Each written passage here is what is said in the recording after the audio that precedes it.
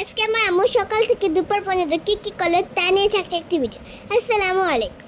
আজকে আমি আমার টিফিনের জন্য আমার আম্মু চিনি, তারপর ডিম, দুধ, পাউরুটি এগুলি সব কিছু ভেজে আমাকে দিয়েছিল আমার টিফিন। এটা কিন্তু অনেক মজাদার একটা সকাল সকাল আমরা এটা আপনারা ব্রেকফাস্টে খেতে পারেন।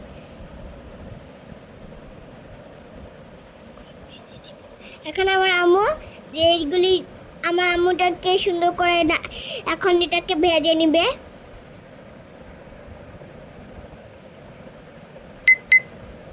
আর আমাদের ভিডিওটা প্লিজ প্লিজ প্লিজ শেষ পর্যন্ত দেখবেন। আর যারা যারা এখন লাইক সাবস্ক্রাইব করে নাই তারা এখন একটা লাইক সাবস্ক্রাইব করে দিবেন এই ভিডিওটাতে।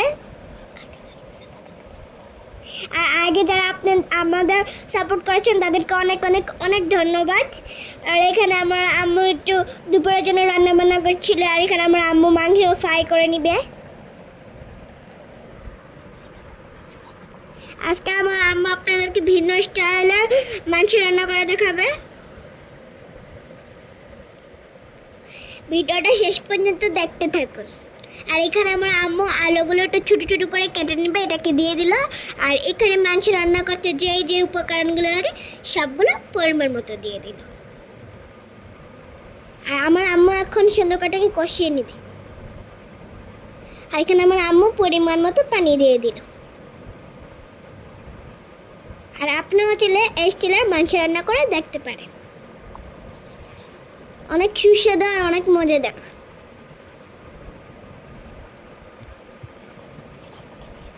আমার আম্মু লাস্টে একটু জিরার ফাঁকি দিয়ে দিবে, একটু যেন ফ্লেভার একটু সুন্দর আসে।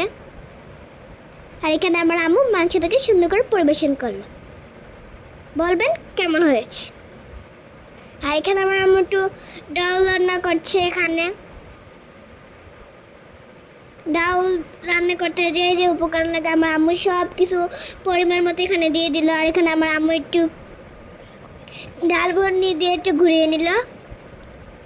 আর এখানে আমার আম্মু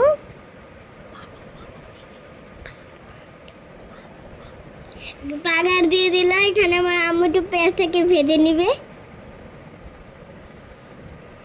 আর এখানে পেঁয়াজটাকে দিয়ে দিল। আর এখানে একটু সামান্য পরিমাণে ধনেপাতা দিয়ে দিল, সুন্দর একটা ফ্লেভার আসার জন্য। এইখানে আমার আম্মু অনেক আগে জামাগুলো এনে রেখেছিল, গজ কাপড়গুলো আজকে আপনাদেরকে শেয়ার করলো। এইখানে আমার আম্মু কালো কালার আমার আম্মুর পছন্দের কয়েকটা জামা কাপড় এগুলি কিনেছিল গজ কাপড়। আমার আম্মু গজ কাপড় পরতে অনেক ভালো লাগে। আর আপনাদের ভিডিওটা কেমন লাগলো বলবেন। শেষ পর্যন্ত যারা দেখে নেন তাদেরকে অসংখ্য অসংখ্য অনেক ধন্যবাদ। আল্লাহ হাফেজ গাইস।